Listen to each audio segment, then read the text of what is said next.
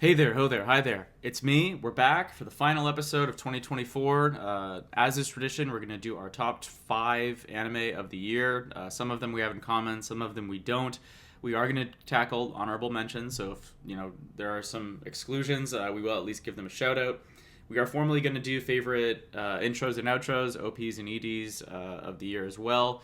And the big major change that I think we're doing this year that we haven't done in years past is we're going to cover live action shows as well, or at least favorite live action of the year. So that could be a movie, it could be a TV show, maybe some honorable mentions in there too. But we haven't really covered live action in a formal way for the year-end podcast, so we are doing that this time. And then finally, most anticipated of 2025. We have so much to look forward to in 2025, both just as the podcast continues to grow and now that we're on video. That is accelerating, and that's very exciting. Thanks for sticking around for that and watching us improve every week. It's been very, very gratifying. But yeah, there's tons of content that we're looking forward to covering in 2025. It looks like it's going to be a pretty jam-packed year. So we're very excited for that. We're very excited that you're still listening and now watching. Pretty wild times all over the place. Thank you so much. Enjoy the show. Grant, here with that music. Well, you probably already have. Enjoy. Oh, hey there, Grant. Hey, Dave. How you doing, buddy? Good, I'm good. We're here. We made it. End of the year. We made it. A year in. Or another year, pardon me. Yeah, last part of the year, heading to 2025. We've done this for the last few, I think. I think, yeah, 2, 3, and 4. 2, 3, and 4 we've done? I think so, yeah. God, we really are a COVID podcast, aren't we? Mm. I mean, we're not like we've hopefully shed that label at this point, but Sure. You know what would be interesting would be to see, because like a lot of things took off in COVID, like crochet and people making sourdough bread, and white guys starting podcasts. I would be interested to see like just the half-life and the staying power that a lot of these hobbies and podcasts have made. Like if, let's just say arbitrarily, 10,000 podcasts were started in COVID, how many of 100+ episodes and have years in review and Spotify Wrapped? I don't know. I think we're doing okay. We stuck I think with so. it. I'm still enjoying it. We are, yeah. So people are listening and we're still enjoying it. So, yes, yeah. It's a success by those two metrics. So I think the format's pretty similar this year compared to what we've done in the past. Maybe maybe one or two notable changes. Sure. We're gonna mention a live action thing or two directly this year. Wonder if last night's movie made in your top live action movie. Yeah, I mean, actually, yeah. Well, because for live action, I was like, is it shows, is it movies? But we'll get to that when we get to that. Yeah. Live action's a big enough category that it's kind of all encompassing because anime first, right? But how do you want to do this? You want to go back and forth and start from number 5? We'll do back and forth. I guess if I don't know. I'm actually pretty confident, with the exception of one, we might have pretty different top 5s this year. I think we definitely do, yeah. So I think there's the pretty obvious one, the most recent one that I'm assuming is on both of our lists. So that is my number 5. So, we can do the Dan to Dan conversation now, or we can wait if it's higher for you. So Dan to Dan, you're saying is your number 5 of the year? It's my number 5, yeah. So for me, it's higher up on the list. Okay. So let's wait, and then we'll do it. So I'll give you my number 5, which I'm confident you probably don't have in your list, and that's Dragon Ball Daima. Oh, can you imagine? Imagine last night I got home, I watched all the Daima. I mean, dude, you've done shit like that. I wouldn't believe. I wouldn't put it past you. Yeah, no, it's not, unfortunately. But I think, I was telling Bronson last night about it because I think he's watching too, and I was talking about how you and I have this soft spot for Saturday morning cartoons, and a lot of the time that's My Hero Academia. What else have we talked about that's Saturday morning? There's other shows out there.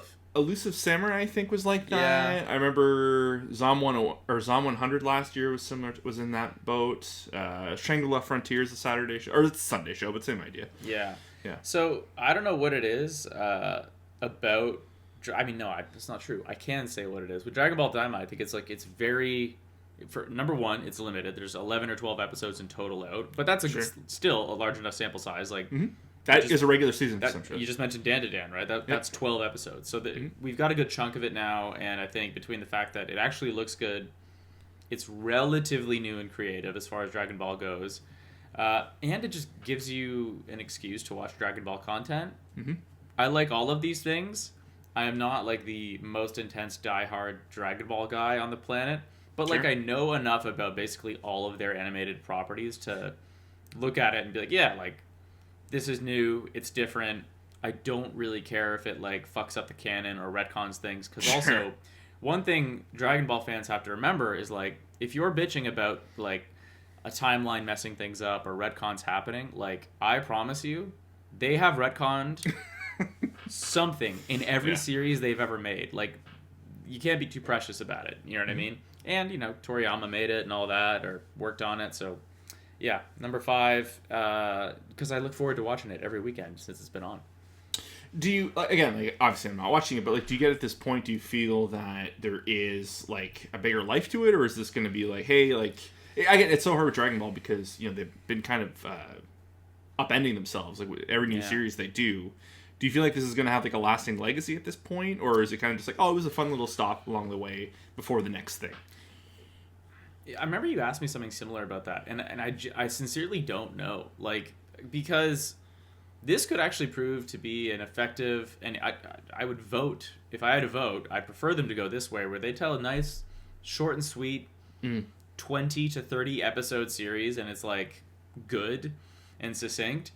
On the flip side, there's probably enough content and like what they've done by like changing the rules of the whole show and creating another alternate reality, and this whole thing is like, I don't know, they could probably do 100 if they wanted, and when you look at what they've done historically, they tend to do 100. You know what I mean? Yeah, so, yeah.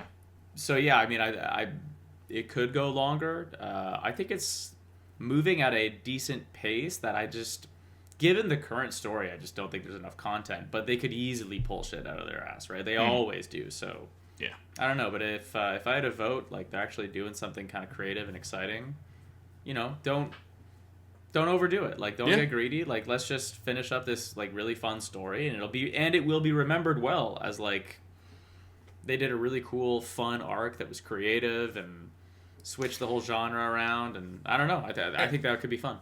You know, and call it, you know, morbid or whatever, but like at the end of the day, it's gonna be known as like the last thing Toriyama worked on, right? So it's always gonna have that thumbprint on it. So if it's good, it's just gonna be like a significant piece of the history forever, right? Agreed. So it's, you know, it's always gonna be a talking point and amongst other things. But yeah, I don't know. That's awesome, man. Maybe one day, I don't know. We'll see, but no pressure. We'll see. Okay, so my number 4 is a Netflix joint, Delicious in Dungeon. Oh, that's my number 1. We can't talk about it. Can you imagine? Yeah, you know, it's funny. I think this is a perfect example of like sometimes like time and place, something doesn't work for you. It doesn't hurt to go back because you know we had discussed it when it came out. Actually, almost to a year. It's been out. I bounced off this immediately. First episode, I was like, not what I thought it was going to be. I was anticipating it. I was looking forward to it, and for whatever reason, I bounced off. And I was off sick for a period. I was like, I need something to watch, and I jumped back in. Am I ever glad I did? Because you know, and like when I finish it and like in review looking back, I have no idea what I bounced off. It just must have been how I was feeling at the time or whatever. Like so, like the importance of like giving something another shot. Yeah. But no, this is a really cool show. It's, I think, you know, anime itself is so creative, and there's lots of shows on my, you know, my top 5, and I'm sure your top 5 too, where you know there's creativity in the animation style and kind of, you know, just what they can do new with the medium. But this show is different in like the way it takes a common trope, like the high fantasy down in the dungeon, you know, like they got the warrior, the rogue, the wizard, you know, and then they kind of just have this whole conceit of like the cooking and like taking apart the monsters and surviving. You know, they're struggling to get through, so they can't afford food, they can't do this, and they're killing the monsters, they're making these recipes. It's just the creativity in every aspect of every episode. There's always a little diorama like to each monster and what they create, and just like you're like, oh my god, of course they made like, you know, barbecue back ribs there, you know, with this or whatever, and like, you know, cooked eggs, and they make bread and pizza essentially. Like it's just such a creative show. And but the really cool thing about it is, it's similar to Freerun, where like there is like a lightness to it, but there is like dread. It's like a very real show, Freerun. And Delicious in Dungeon is no different. There is insane stakes, and like there's a couple of really good turning points in the 24 episodes where you're like, oh, you very much think like, yeah, like someone can get hurt, someone can get killed. There's probably some plot armor involved, and then they kind of just like almost at like a middle point, like a kind of like a mid-season break where it's like, oh no, like no one is safe, like truly no one is safe. Like if if you can't afford like a resurrection spell, or if there's no priest nearby and they can't collect the bones, like it can be over for somebody. But I don't know, it's just one of those shows that like there's such a warmth, there's such like a I used dread earlier, and I'll say it again. Like you're just like sitting at the end of an episode of like, oh, I bet no one feels good right now. Like Right. you don't feel good as you're watching. I didn't know. The characters don't. I didn't know it had those kind of tones. Oh, it's kind of like it almost like it kind of lures you in for the first 12 episodes, and then it hits you like substantially, like right at the the midpoint, and then you kind of get this little arc within the season of, are they going to get out, or like there's a small spoiler, but there's this one scene where they're fighting like a water spirit, and like they're pinned in the corner, and it turns into like almost like a World War II sniper movie where like they're pinned down, like the bell towers on them at all times, and like how are they going to creatively get out of here, and they get into like the boiling points of water, what they can do to affect the water to distract it, and it's just again like one of the most creative shows, just based on like it took one conceit of cooking and it just elaborated into this whole big grand adventure, and they set up a really good cliffhanger for like a second season, which I didn't know was coming. I knew it was established manga and the series is done and whatnot. I didn't know this was getting a full adaptation by Netflix, but Studio Trigger does it as well. A la Edge Runners there, but Interesting. yeah, really good show. Pick. It's again, I know.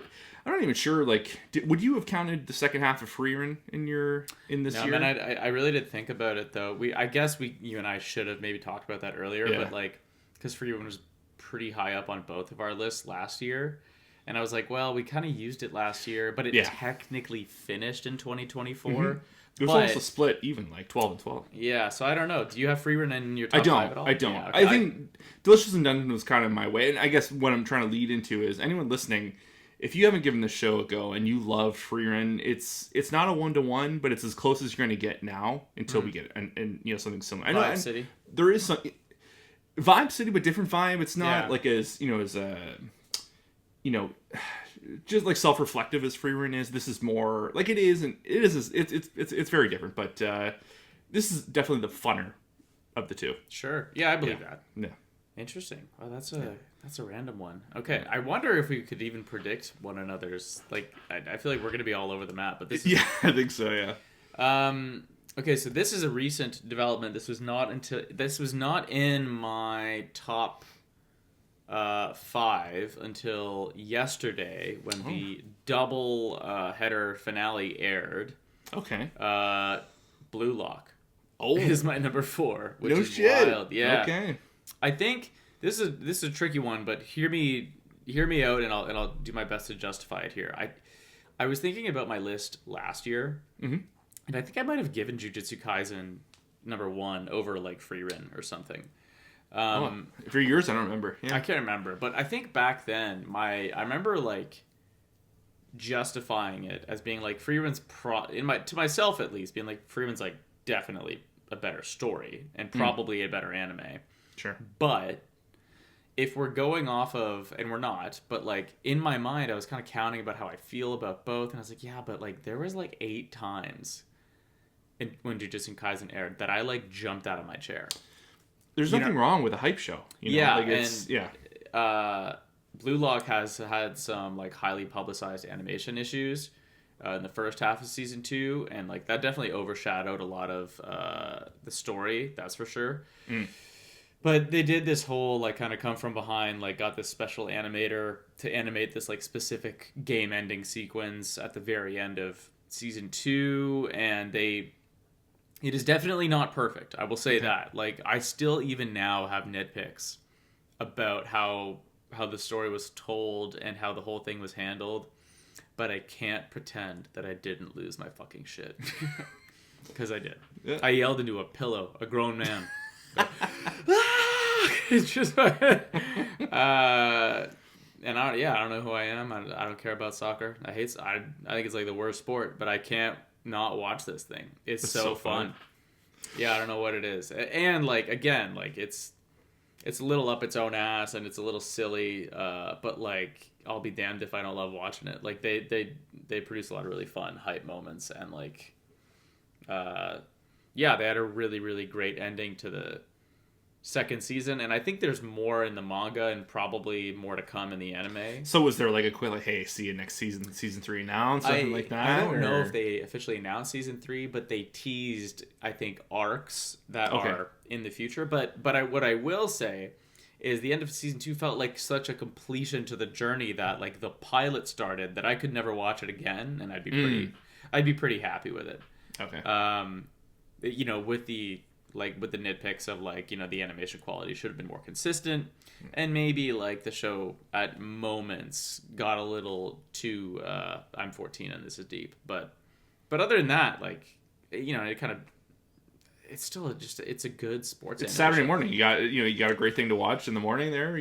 Was that a Saturday show for you? It was a weekend show, and it's funny though. I was talking to Sam yesterday, and I was like, we should give Haikyuu another spin. Like, now that this is over, like, I'm gonna need something to scratch the itch, and everybody on the planet who's seen Haikyuu loves it, right? So good.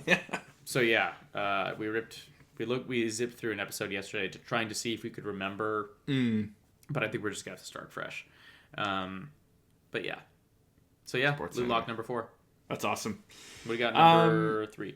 Number 3 is Bleach, the 1,000-Year Blood War, Part 3, The Conflict. That's dope.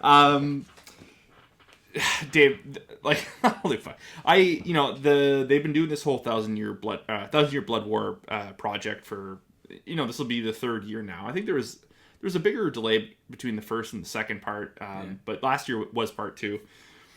As a fan of the manga and the story, this is like the thing airing on Disney, right? It is airing on Disney, yeah. Thankfully it has subs, which is nice. Not a lot of the shows do right now, but again, Undead Unluck, still no subs. But there's something about what's going on with Bleach right now is we are getting kind of the best of both worlds. We are getting, the continuation of where the previous series left off. Mm-hmm. We get this arc that was never done that, us as readers, not that it was bad, it's probably, in my opinion, one of the best arcs in the whole series. But there was clearly like a crunch. There was like stuff that was missing that got left out between, Kubo and Shonen Jump. And he's now like the supervisor of all of this, and he is getting to finish the story he wants it to, or the way he wanted it to originally. So, it's just like a fun little experience of like every week is like, oh, what is new? What is the change to this lore wise? Or we get to see this character's Bankai who we never got to see before. Like, it's fan service in the best way. Right. Like you get the new, you get some of the old, stuff that we never expected, kind of just like restructuring, like not like an alt history kind of situation, but it's like the structure is like 90% there, but it's just all the little things that they're fitting in. Like there's so many shows this year and where week to week you're just like, you finish that episode. And I think it's like any TV show, right? You're like, oh my God, I want that next one. But when I finished an episode on Saturday of Bleach, it was like, and I know what's coming, but like it's still the excitement that I felt for this. It's, like it could have been my number 1. It could have been anywhere on my list, but I think right in the middle is perfect because it hit just, the artsy stuff that we like and kind of like the heavy battle shonen stuff that we like. Yeah. The again, one of its biggest strengths, and it's more akin to My Hero in this way, is it's a insanely diverse and large cast. There's so many so many pieces moving around, so many voice actors, like fights and like who's here, who's there. They do such a good the choreography and like kind of keeping everyone static is really good. It's my favorite score, like of any show we watched this year and previous years. Really? Like, I didn't know that was a big thing. Just like, people always joke and like it's true. Like there's just such a like the what's the fucking expression there, the drip, like the fashion. It's very fashion forward, and like there's all the over the years in the original anime, there's Latin music influences, there's hip hop, there's like crunchy metal, like kind of fun J-pop, and like it's just a giant amalgamation of like the different groups, and like in a fight, and just like the original sound designs, like you've seen it online, like anytime someone's using a power, it's like that staticky sound. And it's just like every week you're like, fuck, like what did someone just say? Because I'm just like vibing out on the couch to whatever fucking guitar riff they just threw in for no reason. It's like the calmest conversation, and they have like borderline like a doom metal riff, like just like slow and chugging, like like they're about to throw it down. It's so fun. It's so cool. And then also there's another show up on my list, just the usage of like the OP, like the opening and the closing with the music, and how they use the visuals to kind of, the way they'll cut back into like 30 seconds of the song to show like a still of the episode. Or they do this thing in Bleach too. I think they did it in the original anime, where the song finishes, the visuals finish, the song starts again, and it literally shows like 2-second interval clips of the episode to come, almost like what you're about to see. Right. And I normally hate that stuff, but it's so tastefully done, of like, oh, this is kind of the tone of what we're going to be getting into. But I don't know, man. Like, it just brings a smile to my face every week. We got some really cool stuff. I think this has been the most like new stuff so far of the 3 parts they've done. There's going to be the 4th and final next year. But I fucking love Bleach, dude. I don't know. It made me feel like a kid again, watching like Pokemon or Digimon. It was just like, this is, it's like, oh, this is the show that I missed out on at that age, because I didn't know. We didn't have access to it. We had, like Yu-Gi-Oh! And stuff like that. Yeah. But I feel like I'm 16 experiencing when I never did, So it's really, really cool. Feeling like a kid again. It's a weird segue into mine, but I feel like this is something that would have made my world. My number 3 is something that would have made my world explode when I was like, I don't know, 14 or 15. Yeah. And I still loved it in my 30s. And it's random, but Solo Leveling is my number 3. That was, I had a hard time. It was in my top 9 for the year, for sure. Yeah. I wasn't sure where to put it. And it's a weird one, because this also got me into like that whole genre to begin with, right? Because I think you had tried to put me on Shangri-La Frontier. Yep. And it didn't really take. And then I think it was or maybe Frieren was technically first, and I was like, oh, that's kind of fantasy-ish. Yeah, Frieren and Shangri-La came out around the same time. Yeah, so then I was like, oh, well, I don't know, maybe I'll try more fantasy content from more of like a shonen perspective. And that, like, Solo Leveling is like a pretty, would you say, like, battle shonen, or what would you call it? Like a power fantasy. Fantasy, yeah. Yeah. But I think, like, its pacing is so good. Like, yeah. I think that's the thing, is like that first season just like moves, and then you've got this wild cliffhanger ending that, but not in like a cheap way. Because it felt like it gave you a very healthy conclusion to a lot of what was happening in Solo or in season 1, but you have a bunch more fun stuff to look forward to in season 2. Anyway, it's fun to like find something new and be like, oh my god, I love this, and then that's what put me on to Shangri-La. Did I get into anything else in that genre? I can't remember off the top of my head. But it opened up a whole world of like anime. And then I tried Delicious in Dungeon after that, and like I had closed myself off to a lot of fantasy type stuff in general in the anime world. A lot of it just didn't hit for me. And it felt like that like blew the doors open. I was like, oh, like I've been missing out a little bit. And also just seeing the reception, like people loved. Solo Leveling was everywhere when it still is everywhere. Like, I felt like there hasn't been a show in recent history where the second, anytime like a show, like a second season announced, it's usually pretty quiet, and then it gets popped up every 3 months or 4 months, or like it's leading up to it, like, oh, it's imminent, like it's 2 months away. I fucking heard about season 2 of Solo Leveling every other week from last January to now. Yeah, it's crazy, or March, whenever it ended, but they are pushing it everywhere. The ads, the mobile game, like. It's there. I watched the fucking Game Awards 2 weeks ago, and I had Endgame spoiled for me. Like, they showed what he's going to look like at some point against one of the big bads, and I was like, why are they doing this? Like, they're just... It's en masse everywhere. It's kind of interesting to see. It is weird. It's also such a... And I mean this in, like, a not an insulting way, but it's such a simple show. Like, there's nothing all that Power fantasy. Yeah, like it's funny, right? Because we're talking about like I don't know, Free Ren and other shows where you kind of have to dig sometimes. Okay, wait, what's going on here? These feelings are complex. Some of the plots are complex. Like, what's really going on?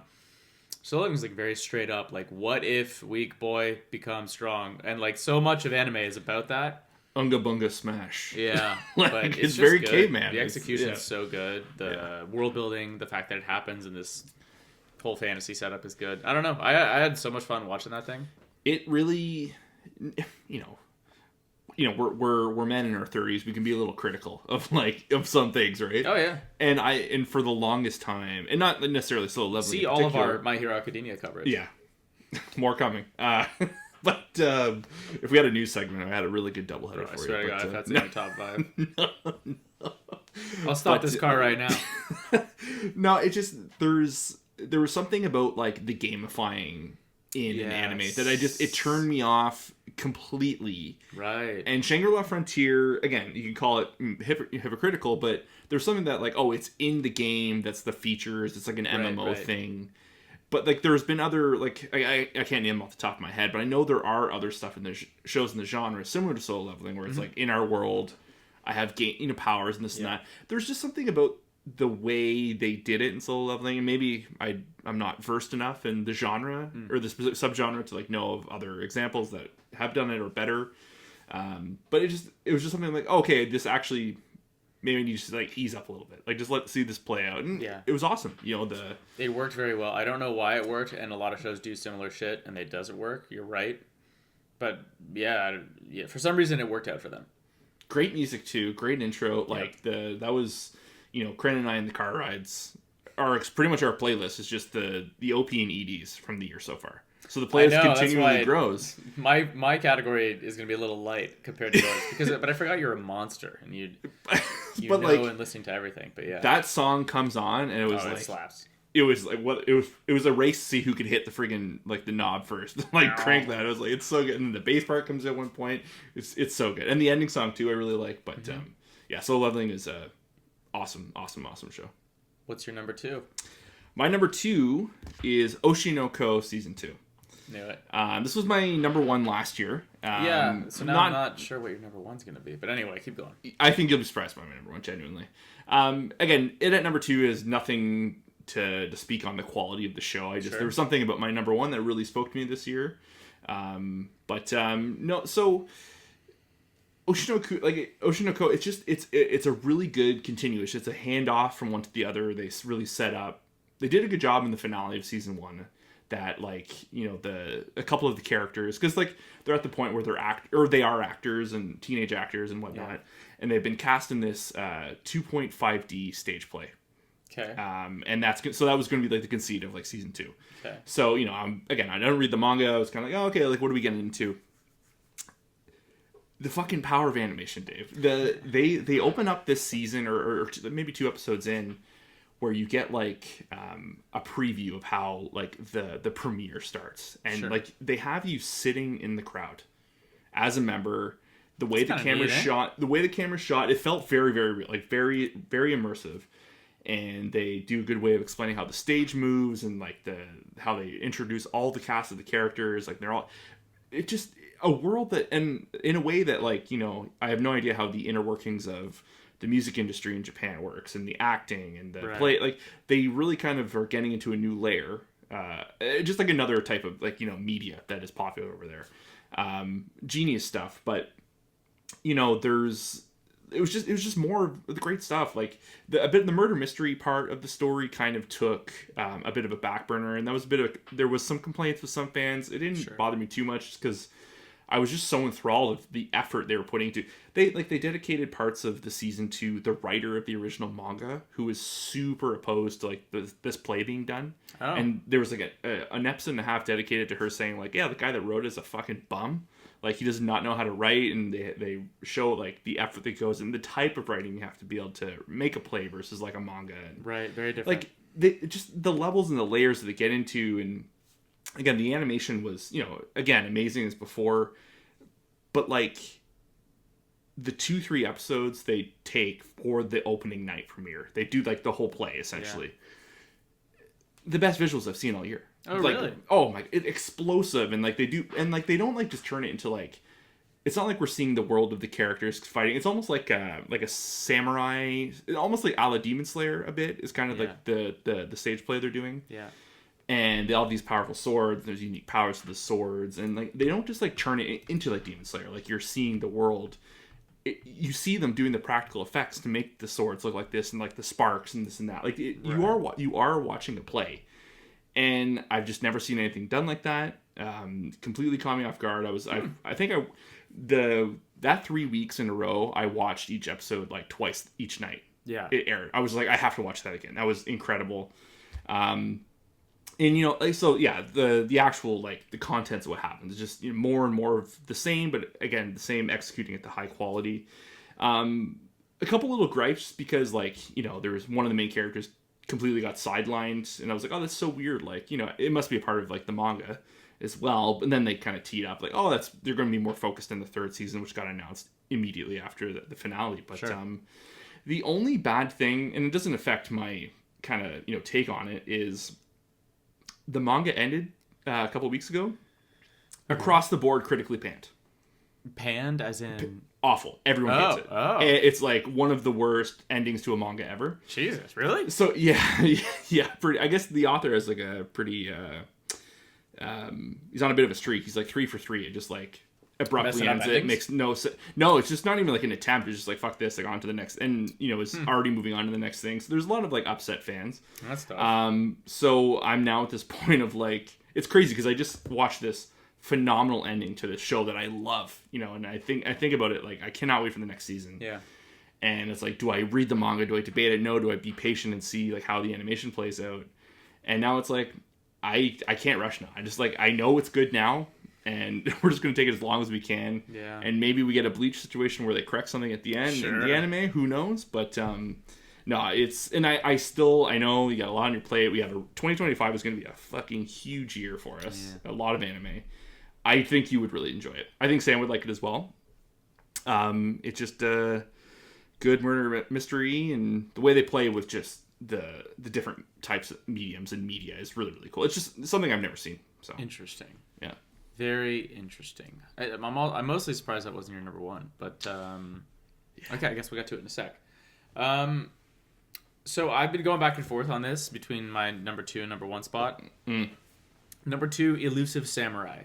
Oh, okay. Yeah, I think like I just was really taken by the newness of it. Like, I guess, you know, you could maybe reduce it to a shonen, but I don't really feel like it's a shonen. Like, I mean, I guess if it has to fit a genre, yeah, it's probably like you could say it's a historical shonen or some bullshit like that. Historical drama.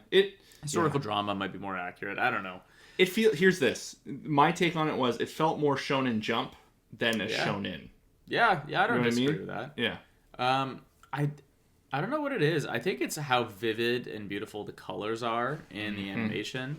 I love the character design, and I think we remember, if I remember correctly, I remember saying it's historically accurate, right? Yeah. I don't know. I think like a dramatic animated retelling of historical events, especially when they're bloodied and they discuss like how empires came to power and things like that. I find that very interesting, and I think like making it into like a 20-minute digestible anime that stars a kid whose superpower is running away is like just like it's a weird elevator pitch. You know what I mean? It's a weird like what is this? So yeah, like it's like shocker. I like another shonen, but on the other hand, it's like this is just such a weird proposition for a show, and I found myself just getting sucked in by all the non-shonen-y type stuff about it. Like I don't really care. The combat's fun and creative, but that's not really what drives the show, right? It's like the characters and what's happening and what are the consequences going to be of all these characters' actions. You know, will this come full circle? Is it going to be made quote right? I don't know. I really dug it. I like the vocal performances, and above all, the animation. Like when they're not drawing horses, the show is like just truly forgot good. what the horse is. Yeah, but truly good, like beautiful to look at. Like Yeah. the colors palette specifically is probably has the nicest color palette of the year. Like in just terms of like the way it visually stuns. Really really cool stuff. Yeah, it was. That was another one too. That was in my top 9. But it's funny, like the whole thing about the history. Like I've never seen a show take such liberties, like staying like tight to the history, but take such liberties in between, and it all still makes sense. You're like, what the fuck? Like the whole thing. They do with some the guy, weird stuff in the show. The guy with the fucking the ears and the he looks like a mouse, and the guy with like just again like they're just playing around. That's creative. It's creative, but like they take him to like this guy was like a huge warlord and like was very successful, and he was a super famous archer, and like there's the scene where the guy's like mouth goes into someone's ear, or like is like talking into it's like like they do weird stuff. They very weird. It's so good though. They switch styles often. They do like vignettes. They do like illusions, and they do it's if you're an animation nerd. If you're an animation nerd or just generally passionate about that stuff, like watch it. It's short. It's 12 episodes. Again, it's like feels very wrapped up. More to come, but like It's, but you can see a lot of different techniques being applied in a single episode of Elusive Samurai than you might get in a season of television otherwise, or a season of a different anime. Because they're doing so much off the wall stuff. So that was my number 2. Right on, man. My number 1. Let's see if you even remember me talking about this show. My number 1 is Astronaut. Oh yeah. Okay, so I might have even seen 1 or 2 episodes of this. I think you watched the pilot for me. I think I just watched it to see. It wasn't like an ask for the whole season or anything like that. It was just see what I was talking about. Yeah. It is, in my mind, the year's most. I understand why it was no one talked about it, or it was no one's year-end lists, or anyone's number 1 or anything like that. Sure. Like I get it, but this show was pure imagination. I think I agree with you on Elusive Samurai, but to me this was like the best use of color this year. Sure. No color on any spectrum went unused. Like it was just, they found a way to fit everything in a show that I love slice of life, and this is very much in my lane. You are a slice boy. So I am slice boy, but like this just like took it up a notch, and it's kind of similar to like what we were talking about Bleach earlier. But I would watch each episode because it's meant by design. It's an original story. It's meant to kind of feel like the shows of the 80s, the 1980s anime, and that's nothing I have any association to, whether it's the time period or the anime itself. There's very little that's kind of been brought forward for us. Other than Gundam, maybe. I think that would be like the biggest one. Maybe Godzilla stuff. Right. But like at the end of every episode, the warmth and nostalgia I would feel is like that's like the goal of the show, is to present to you a time period and like the feelings and the motifs and bring it to like a modern day story. And it completely knocked it out of the park. Like, like I said, we were talking about the color. It's a silly and a goofy show, but at no point is it not grounded. And this is a show that it has like mecha battles, and like there's slapstick comedy and middle school romance, adult romance, high speed chases, spooky movie nights, and like it has it all and it does it all. Like it's not, what's the expression, like jack of all trades, master of none. It's not that. You just it's not that. Like everything, a lot of home runs. Everything it showed up to do, and like an archetype story or like a trope, it did it to like the highest level. And it doesn't it's not shooting for like an 11 out of 10 animation. Right. It's like, we're just gonna hit you with like a 9 the whole time. And maybe we'll tip into a 10 for like the finale or something here. Like it was just it felt like a treat. Like I feel like it was going crazy. And even the sadder thing is the director, when the season finale aired, he made an apology that it wasn't more popular, that he's like, I wish there was something more I could have done. Wow. For everybody, like, to watch, and like, thank you for the experience to do this. Like, all this stuff influenced me, and like, he had been working in the 80s. He was working in that time. Jeez. It was just one of the saddest things I've ever seen. And like, I think it was like maybe like I don't know if it was like to the broadcasters or the producers or whatever it was, but like, it seems so silly to me. But was that a Crunchyroll one? It was on Crunchyroll, yeah. Yeah, and 12 or 24 episodes. 12. Yeah. Nice. But I think this it was just a display of the power of the medium. You know, like, it's, if you have the passion and the imagination, you can create something this unique and heartwarming. You know, like, it's, you know, like space battles, and like there's just all this stuff. It's about, you know, like, you know, royal families fighting for the key to the galaxy, and it's just kind of turning into like a cat and mouse game, a hot and cold game on planet Earth, and a hostile, like, it's every week I was just like, I fucking A. Like, I hope this is another spin. It's, and you know, like, I didn't know you liked it that much. Oh, dude, I loved it. It was immensely loved it. It was just one of those things where, you know, like you watch, like, and maybe it's not a good comparison, but, you know, you would watch, like, Parks and Rec, like, oh, this is, like, just, like, a perfect, like, I need something positive. Yep. You know, like, there's antics and there's, like, drama that can happen. And again, like, it's not like a one-to-one comparison by any means, but what I'm just trying to stretch is, like, there was just wholesomeness to the show. There was misunderstandings, but it was always, like, you know, like, you laugh at it, but it's like, you know, we're all going to be, like, friends or whatever, and people are going to get to know each other. And it's about, like, loners and losers, and, like, you know, even a loner and loser has, like, a warmth and a, you know, spirit to them. Comforting, warm, happy making. And it's not just, like, happy for the sake of happy. Like, they really get down to what is, like, wrong with someone, or, like, what is bothering them. Like, it's not, it's, you know, it's not, like, being political, but it's also, like, it's more of a human experience show, honestly. Like, it's not, it's more akin to Odd Taxi than anything else I've seen in recent years. I still gotta watch that. Yeah. Well, again, yeah. I think anyone that loved Odd Taxi, Astronaut is a different presentation, but it's a dead ringer in tone. Oh, right. Okay. Yeah. So thematically similar. I think so. Yeah. Trying to say some things with in a way you might not have seen it. I really didn't know. I didn't know that you had kept up with that one, and I didn't know it was that high up. But that's a great little surprise. Yeah. It was one where it was early enough in the year. I just kept thinking about it. Every new show that I love, I was like, Astronaut's still my number one. See another new show, loved it. I think Astronaut's still my number one. Right, like in your head, you're like, I was thinking now. Beat it? Yeah, and there's been amazing stuff. Like Bleach could have been one, Oshinoko could have been number one, but consistently through the year, me thinking about it, what they did with the color, like, it just, you know, I just picture them. There's a scene with them making plum, or they find, like, plum wine in the basement. It's been fermenting for like 10 years or something. Mm-hmm. And there's just, like, you know, like, what it is and explaining it, and you just learn more about the culture, and I don't know, really good stuff. Okay, but, Astronaut number one. Yeah. So mine is obviously Dan to Dan is the first one on your list. Yeah, I sort of went back and forth between that and Elusive. I don't know if we're gonna say anything we haven't said before, but we should say it just for the sake of this specific episode. I think my reasons for are going to be.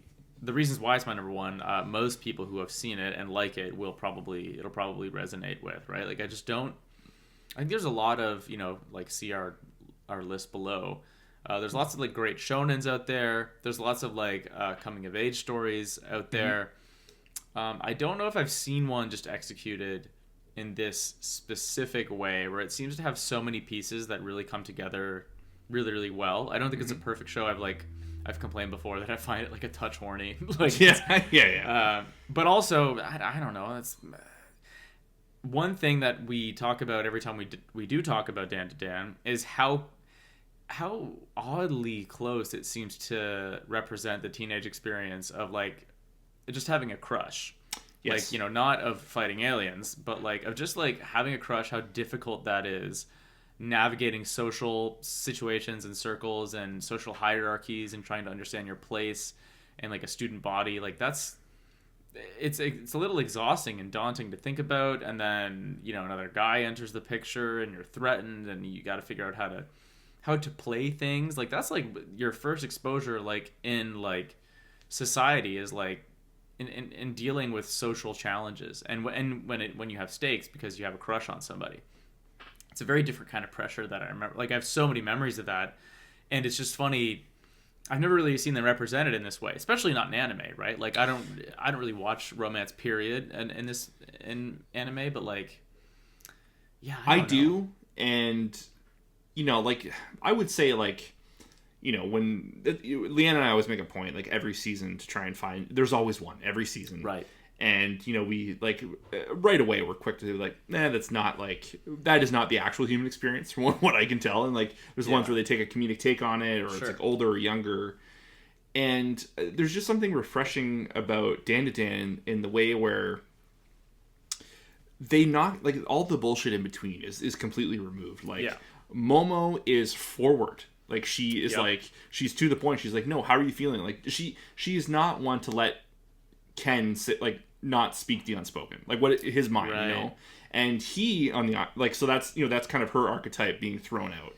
And then you have him, Okarun, on the other hand, where he does have these feelings of jealousy, but, like, he's also, like, learning to have a friend for the first time. So the unique, it's all brand new to him. It's all brand new, and you can already see him because he is emotionally intelligent, and he is already, like, you know, in the most recent episode, which we haven't even talked about, so we can kind of touch for a second, but, you know, like, all the stuff with Gigi, and he, like, realizes, like, oh, I'm gonna, like, distract him, like, as a tactic to fucking draw him away.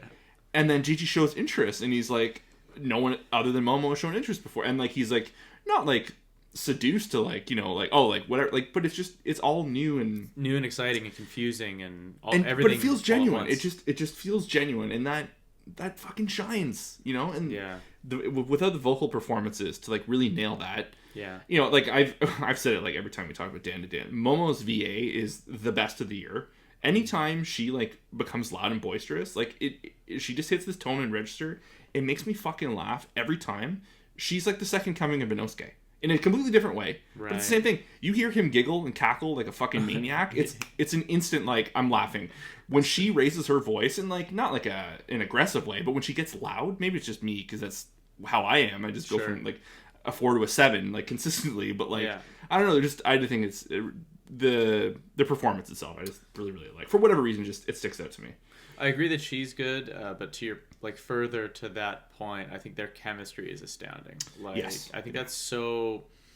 I mean, in live action, which we're going to talk about pretty shortly here, but in live action, but especially in animation, I think getting chemistry, especially anytime it's supposed to be romantic, is so difficult.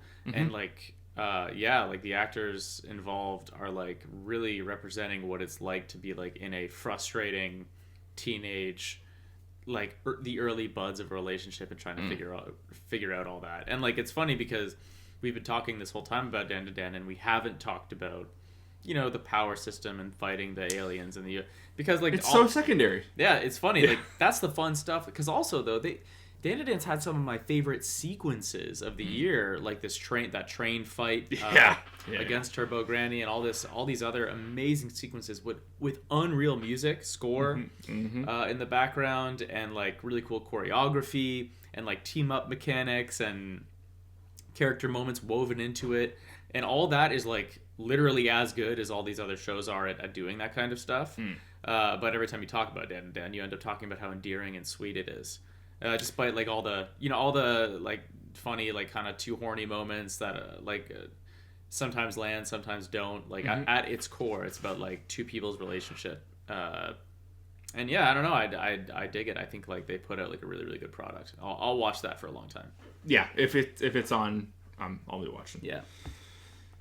That's our top 5, Dave. That's our top 5. Quick hitters. Do you have any honorable mentions? Yeah, I do. And we can't go long on them. No. I'm not going to break down. Yeah, they don't get a breakdown because they didn't make the top 5. Freerun Shangri-La continued. You know, they were consistently good last year. Well, amazing last year and also amazing this year. Yeah, I'll give you. I have the same. Like, if Freerun counts, it's on my list too. Yeah. And for the record, I also have Shangri-La. There you go.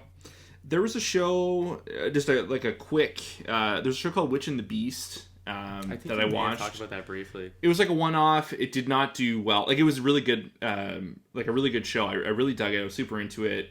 It was not well received. I immediately jumped into the manga. Awesome, really good gothic horror reading. I watched that Train to the End of the World. I think I watched that and Astronauts pilot back to back. They came out the same week. Yeah. Right. Okay. The journey was cool, didn't always work, and the ending was there, but, like, also I found recently the show was sponsored by a rail system in Japan. That's kind of the whole concept about the train, so and weird. But I think it was cool to see. It was something I'd never seen before. Sure. Metallic Rouge, probably my biggest disappointment of the year. I know it's not the same as an honorable mention, but two of the best opening and closing songs of the year. Well, maybe let's mention this because... Do you want to do some dishonorable mentions? No, I don't know about dishonorable mentions. I have them in my list as noteworthy exclusions. Sure. Yeah. But last honorable mention I have is Kaiju number 8. That was fun, but Also, just not quite. yeah. You know, just not quite there. Okay, I just think it's interesting, just given like our history on the pod, Sure. and just like what we have covered historically. It is interesting that like Demon Slayer and Mushoku Tensei are nowhere to be found in any of these discussions. Just not bad, but not overtly strong. Yeah. You know, like the final Demon Slayer episode was great. Everybody loves it, but you know, I think when you're looking at like what did you do this year? What did you put out? Probably not the strongest year. You know, 7 episodes of like gags and laughs it can only take you so far when you're in the end game, right? Like I know it's like they're working up to something, but still, it's no, I agree. What about you?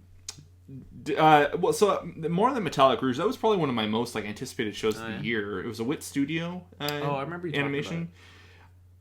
Again, the opening and closing are like probably 2 of my favorite songs of the year. Incredible vibes. And the tee-up episodes, the first 2-3 episodes, I was like, I think we got a fucking hit on our hands. And then it just like divulged into like, we're now fighting like this group of 9 people and they're the same as us, but we're different. And it's like, it is just like Blade Runner's done this. Ghost in the Shell, Akira, like all these series have like tackled like what it is to be a human or not in a future society. I don't know. It was kind of disappointing because I thought they started off really, really strong. Bummer. And Sounds then, like the fall off that Ninja Kamui show had. No, that was like... No, I was... Yeah. Okay. Apparently that was quite bad. But, and I guess my last just shout out, Orb. It's not finished, so I didn't really bring it, but I think... Orb on the Movements of the Earth? I think it could have been in my top 10. Sure.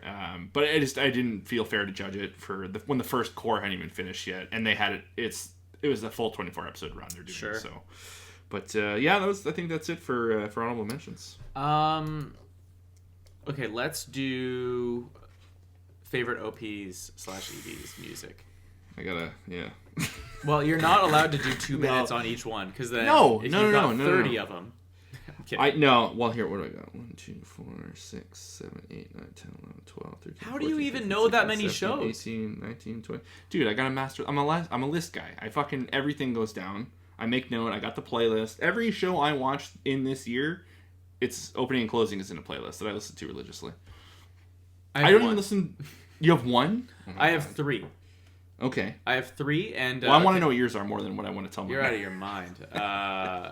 I have 3, and you know what I noticed? What? None of them are EDs.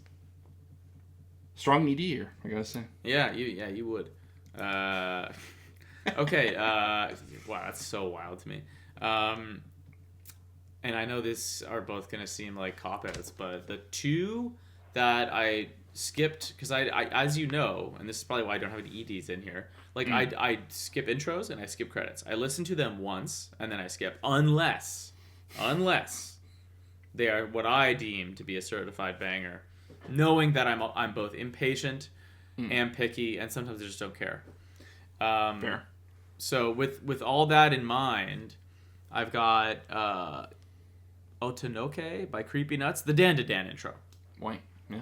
Obvious. It's a good Plan A by Dish, which is the Elusive Samurai intro. See? Yeah. I loved it. I will note, though, because when we talked about this, you said, like, but also for overall vibe. Like, that's a song made better by the animation that accompanies it. I 100% agree.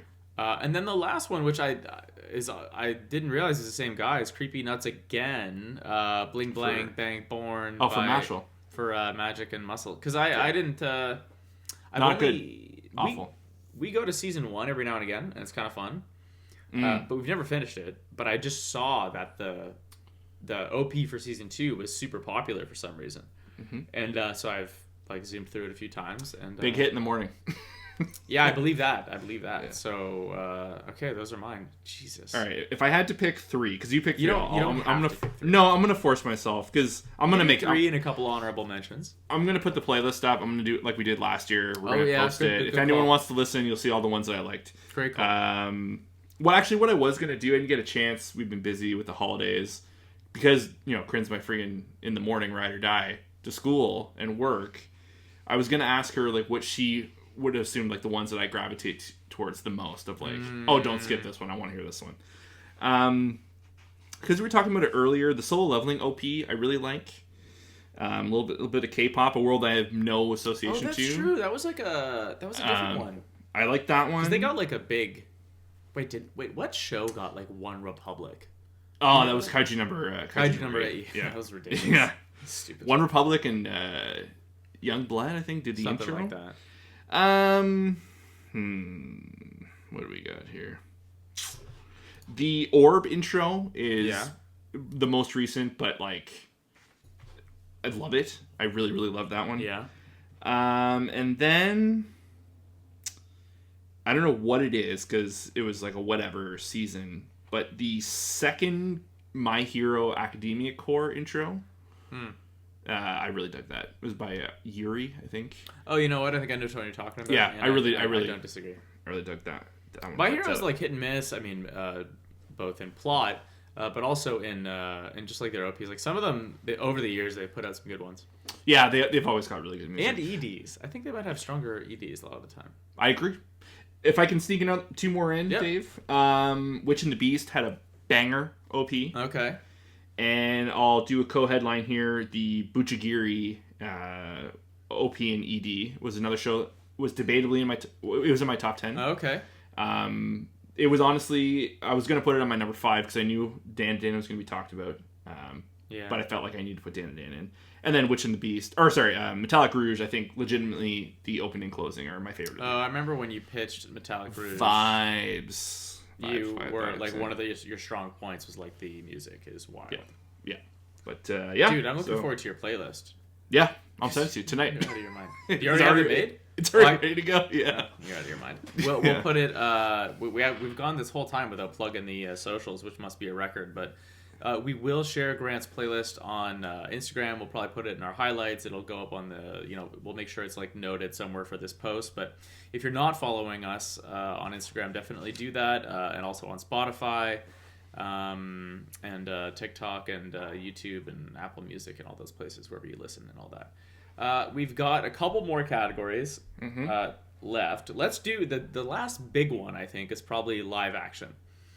Why don't we do live action stuff now, and then at the end we'll talk about what we're looking forward to. Yeah. Okay. So when we said live action, what's on your list? Is it shows and movies, or just shows? I made 3 columns because I'm me and I find a way to put more in. I did movies, TV, and then What's the third column? 2 games. I have games. You're out of your fucking mind. Yeah, it's just 2. We're not getting into it. I just wanted to name them at some point. No, but, I but movies, TVs, and games. Okay, how about we do? Let's go back and forth on movies. I mean, okay. Dune 2. Dune 2. Not on mine, but not on yours. Well, I was trying to limit myself to the top 3. Just so our formatting and time, but it's definitely one of the best movies of the year by far, and one of my favorites. Would have been the last movie I saw in IMAX until last night, but nice. Yeah, what a just the world is, and I think if you were like to go through the history of our shows, our podcasts, and look up a recurring theme, you and I we're pretty horny for scale and like scale done correctly, and I think Dune is like nothing since Lord of the Rings has like kind of nailed what it is doing, not what it is doing. But awesome. Dune 2 was unreal. The memes were awesome for Dune 2. So yeah. What do you got? Give me one of yours. I have 3. I got 3 as well. So probably my number 1 for the year is Godzilla -1. That's my number 2. There we go. All right. I've seen this 3 times this year. Yeah. Once was the colorless version, the black and white version, which I do recommend. I saw that. It's on Netflix.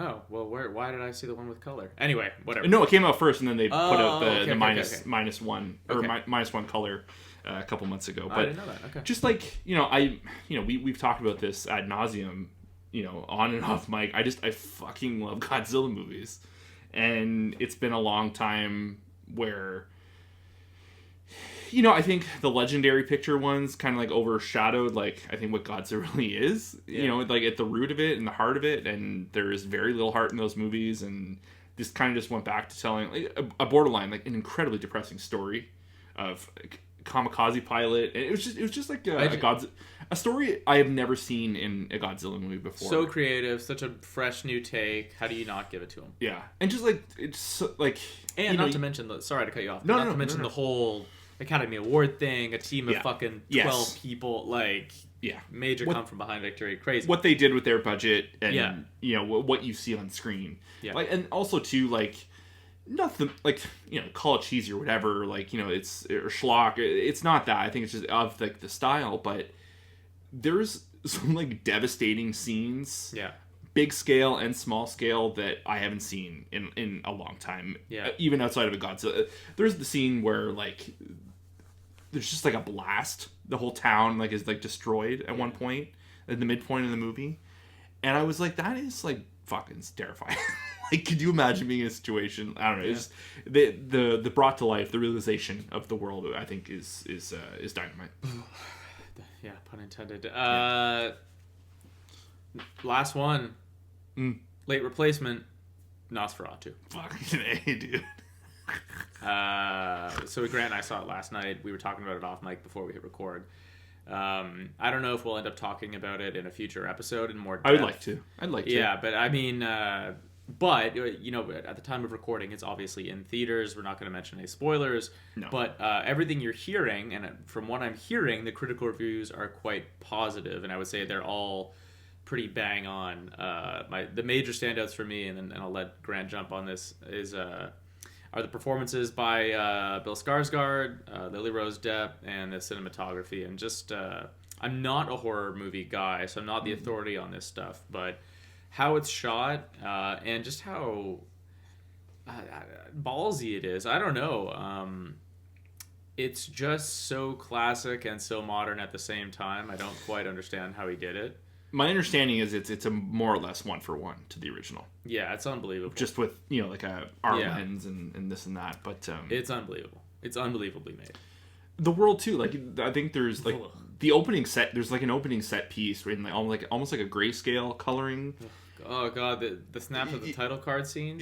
Yeah, and yeah, but like, and then when you finally get into the town, like in Germany, or once you realize you're in Germany, and he's like kind of cutting through the streets. You're like, this is like, I feel like I'm watching There Will Be Blood, or I'm watching Gangs in New York. Like, the effort has gone into this. Like, it felt very tangible. I feel like I could like reach out and grab it. It wasn't, and not to say like majority of movies are all like CG, but nowadays it's either like a COVID movie where it's like made in Atlanta somewhere, or in Florida or Vancouver, sorry. But this felt like a place, like, where it's filmed, I don't know, but I feel like the entirety of the movie, even when they're in the woods of Transylvania or they're here or there, like, I felt like I was there, Yeah, it's just, I had the feeling that I've had with you, like, multiple times, or that I'm sure other people can relate to, is you watch the movie, and then your thought after that is, like, what else has this director made? What else can I go see by the person who made this film? Because this person, like, gets it, whatever their vision was, like, it worked for you. It's the feeling I had after I saw Arrival with Denis Villeneuve. I was like, I need to inhale everything he's made, or Robert Eggers in this case. But yeah, this is his fourth, and I've seen them all. I love them all. Yeah, he's one. Yeah, really, really good. Do you have one remaining? I would have two. Go ahead. Just quickly, we talked about it a lot at the time. Poor Things. I really enjoyed talking about a world and bring it to life, and outstanding movie. The physicality of it. The Mark Ruffalo was dynamite. Oh, God. And so Emma good. Stone. Emma Stone obviously was like the standout. Again, Willem Dafoe, crushing. Oh yeah. I think might actually be one of my, like, in my top 5 favorite actors. Yeah, I mean, the run he's on right now. Yeah, just pretty great. Cracked. Yeah, but Poor Things, and then The Substance. Another movie I've seen quite a bit. I gotta see this one. I haven't seen it yet. Just like body horror supreme, like just very schlocky and gross, and like, I need just this in my life. But it looks so good. That's the problem. The trailer's so good. Trailers aren't this good anymore. No, and the soundtrack too. There's like a recurring motif of like an EDM, like a like that they use, and it kind of evolves and it comes in at different points in the movies. I think it's, again, we've talked. I love horror movies. I love the like as many majority of the subgenres. Devil stuff freaks me the fuck out though, but anyway, that's neither here nor there. But no, I think it's a really good movie. It's like it's a huge success story, smallish indie, just crushing. Demi Moore Been a long time since she's had a big movie. Something like 20 years she's been not in a major blockbuster movie, and she's incredible in it. Just like very like lays it all out. No pun intended. Like it's. Ugh. It's who directed this? It's okay if you don't know. I think it's a French name. I don't have it right in front of me. Is it Margaret Qualley? So she's the I guess the co-lead, if you want to call it that. Sure. But I've seen that 3 times as well. Oh my goodness, because that's on VOD now, streaming or like. It is, yeah. Well, I got lucked out because Mubi, the streaming service, bought the right. They own it. Oh, okay. It's like a curated channel. It's like Criterion. And they bought it out of whatever festival, and they were doing, when it premiered, they were doing a free week. So I was like, okay, I'm gonna check that. So what? And then, but it's like a $20 a month subscription. So I watched it as much as I could, and then I rented it because I was like, I want to hear this. I want to see it again. Okay. But yeah, really dug that. Nice. All right. Oh, TV. Oh wait. TV, television. Now, do you want to do televisions? Yeah. Did you have any more movie stuff or no? I somehow Poor Things slipped my mind. I saw that in theaters as well, and it was outstanding. Yeah, so like I it's funny we're more aligned on movies than we were anime, but okay, live action shows. I've got 3 or 4. I got 3. Okay, I'll trim one because mine barely. The 4th one doesn't, or I'll mention at the end. But number 1, these are less. I didn't take the top 5 ranking as seriously for the live action stuff. It's more like what were the best of the year. Yeah, so I didn't really have they're not clear, in order. Yeah, exactly. But one of my favorites of the whole year, regardless of medium, was Ripley with Andrew Scott. Oh, really? Okay, I didn't think you'd open with that. Yeah, I know. It's I watched it on my own, and the black and white thing, and the cinematography in Italy, and that Andrew Scott guy. Whew. He is good. Yeah, I there's something I don't know, thrillery.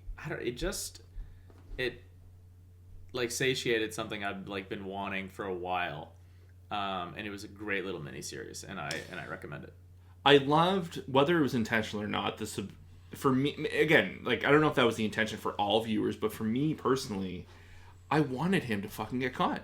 I know. I was like, this guy is a fucking rat. I know. And he deserves everything he gets, or like whatever's coming to him, he deserves. Yeah. And it was like he just keeps, like just always finds a way, just barely gets, just always has the right thing to say. It's just I don't know. I thought it was the execution on the character was incredible, and once they introduced the detective, I was like, this show's cooking again. Yeah, so I remember you told me that. Yeah. Because I, for the record, I felt like pretty much the same way in that, like it was good, but then slogged in the middle. It got then it dialed up when the detective came in, and he kind of put the juice on everything. But I really loved it, and I was like, yeah, like these are the types of stories that I'm interested in, etc. Yeah. What about you? Oh. Shogun. Yeah, I got Shogun too as well. Yeah. Just what a marvel! Like that's big budget TV done right. Hiroyuki Sanada, Anna Sawai. Awesome. Wild. And did those Emmys already air? They both won already, right? Yeah, I think they cleared up. Yeah. Yeah, it was the most recent Emmy. Yeah, it was. I'm 90% sure they already did it and won. And I mean, and there's more coming. Talking like John Blackthorne was the most fun I've had for like the weeks I was watching Shogun. We've booked a trip. As you know, off mic, but every time I tell somebody that we're going to the Japans. I am a sailor. Yes, I'm here to rescue my men. I am owed what I am given. He's doing. Now we're just doing freaking data plan. Shogun was. It's kind of nice, like when everyone's watching The Good Thing. It's not like you're whether it's like Severance or, like where you feel like there's just a pocket of people are like, oh, like we got this awesome, amazing thing here. And like everyone was watching Shogun. Everyone was talking about it. No matter where you went or who you talked to, the conversation was getting brought up. It was fun. It felt the most akin to Game of Thrones in a while. Like, I agree with that. Yeah, it was nice. It was a brief and interesting cultural phenomenon and moment. Water cooler. Yeah. Okay, last one on mine, and then you'll understand my honorable mention. Okay. But my last one, I think, will also maybe be a little random, but I don't know if it's like the best of the year. It's just I loved it so much. I had so much fun watching Parasite the Grey. Oh, that's that South Korean yes. Netflix adaptation of Parasite the Maxim, the anime. Yep. But it is not a one-to-one adaptation. The characters are different. The plot's different. Everything is different. It's just in the same universe. And it makes sense. And it was made by the guy who did Train to Busan. Mm-hmm. It was only like 6 episodes or something. Perfect length. If you're a fan of that anime, I think that you would really, really like the live action adaptation. Check out both, but I've been wanting to get back into, or I've been wanting to check out Parasite since Squid Game's been brought up. I've been thinking about if I'm going to watch that, I should probably watch Parasite first. Yeah. I'll just get through mine quickly. Presumed Innocent, Jake Gyllenhaal. Oh man, I've been trying to watch that. Haven't started, or no, like you have? Oh, Sam. God, man. I started episode 1 and I went to bed at episode 7. Like I could not. It was just like, this is such a good thriller. That good. A reimagine. Yeah, dude, it's really good. He's awesome. It's not like, I find these shows they can kind of crux too much on like this episode has this like twist. Like it's not. The whole series was building up to like something, whether it's a twist or not, or it's obvious, this and that. I thought it was just handled. It was not treating like it was less trashy airport novel. Yeah. It was more like they went like they went like prestige on it, but like they didn't like bang you over the head of like, look at us, like we're an Apple show, and like it felt very true to like a court movie.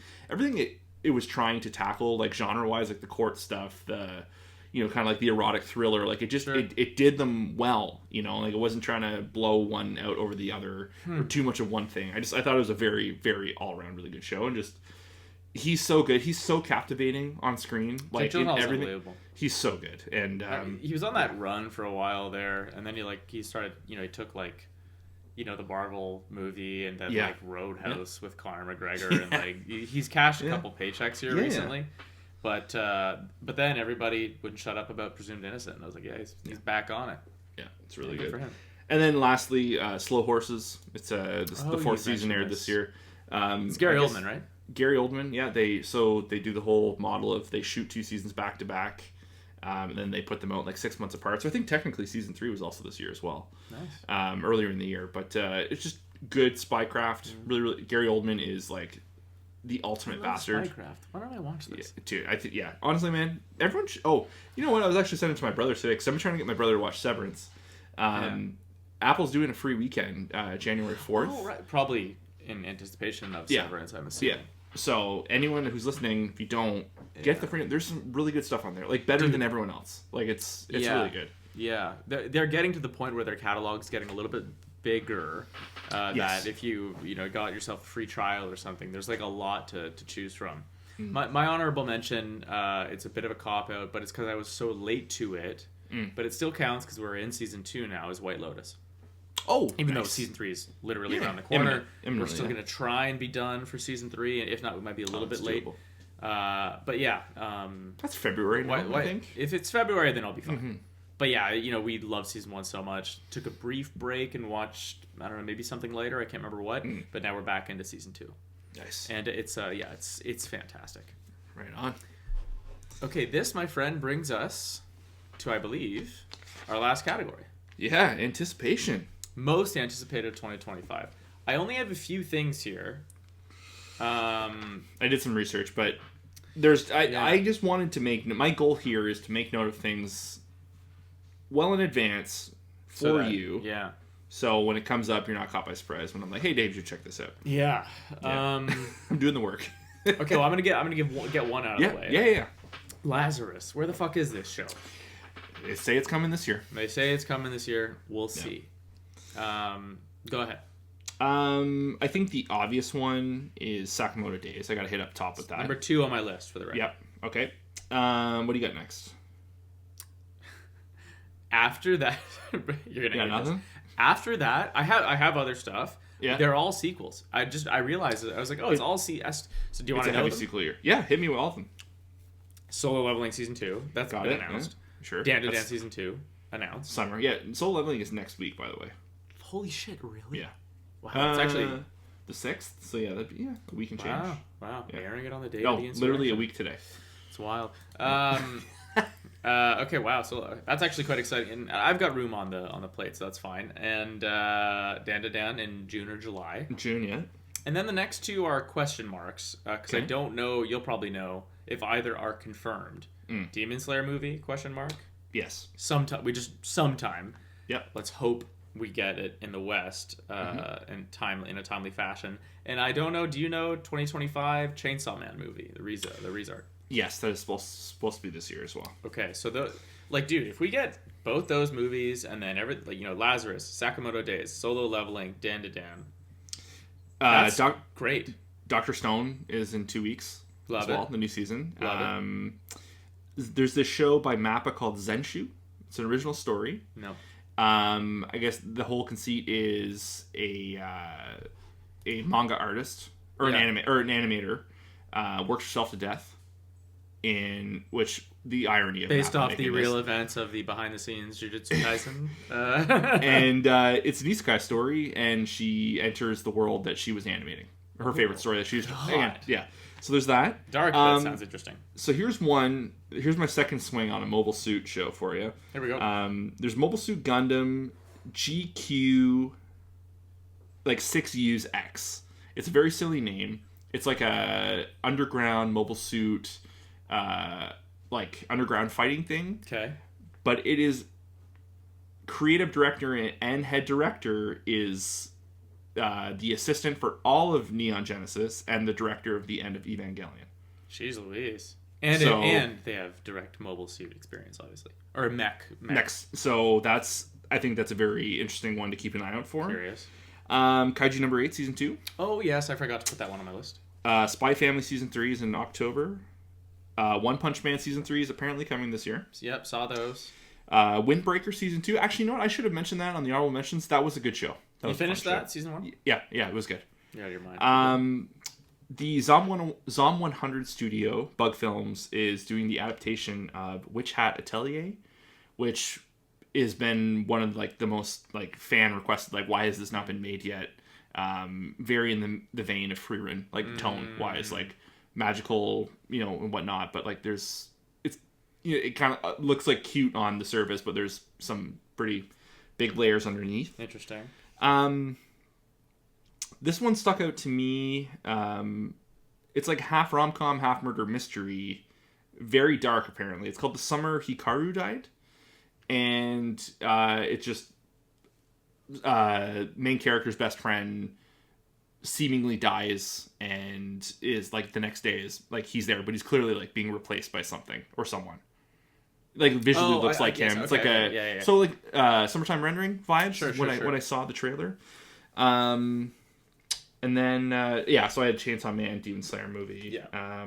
There's this movie called Virgin Punk coming out. It looks like an assassination story. It screamed modern Ghost in the Shell, kind of more cyberpunk than Ghost in the Shell. Sure. But yeah. So that's 2025 as a whole, but imminently the winter 2025, like you said, we have Solo Leveling, Sakamoto Days, My Happy Marriage season 2. That was one that Leanne and I really liked. I tried to pitch that one to you at one point too. Dr. Stone season 4, and then that Zenshu starts this week as well. But yeah, we're getting right into it, man. 2025, let's go. I love winners. And this is not anime, but in terms of anticipation, Severance. I know we just touched on. I think that's the big one. Yeah. That's giant. I've been watching the Severance season 1 is hitting the reactors circuit heavily right now because they're smart, right? They know that people are trying to rewatch, and it kind of saves you rewatching it yourself. Yeah. So yeah, I'm really, really, really excited for that. God. Man, yeah, What a year it's been. Man. And we got video done this year. We did it. We're here. We did a Berserk manga review. Yeah, but expect more of that in 2025. Grant and I both have part 2 sitting somewhere in our homes. I'm maybe halfway through it. But I tend to go through them pretty slowly. But every time I pick it up, I'm like, oh my God, this is so good. So yeah, there will be another like dedicated review for part 2 of the deluxe edition, and we'll go at our own pace for that. And then in between, we'll be reviewing a lot of the shows that we've mentioned in the anticipated section and whatever else tickles our fancy and whatever else comes up. I think we're good. Any last notes, Grant? I just want to say thank you to everyone listening. Thank you for, listening before, but thank you for watching. We know people are watching. It's nice to see that. And shout out to all the people all around the world listening, not just people we know in our home country and friends of friends and family of family kind of thing. It's nice to see that people listen and do care. Please comment more. We love that. Reach out to us. We love engagement. Ask we like questions. Recommend tell us your top year shows at the top and stuff you're looking forward to. But I just want to say Happy New Year and thank you to everyone. Well put. Happy holidays, Happy New Year. Thank you for listening. Grant made a good point about being all over the world. Every time we see the Spotify Wrapped thing, we're like, oh, look, it's not just our neighbors and mothers and wives listening. You guys are all over the place, and that's really, really cool.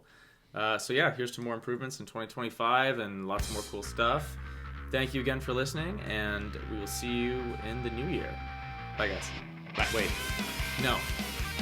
Grant, say the thing. Cheers. It's the first time I messed that up.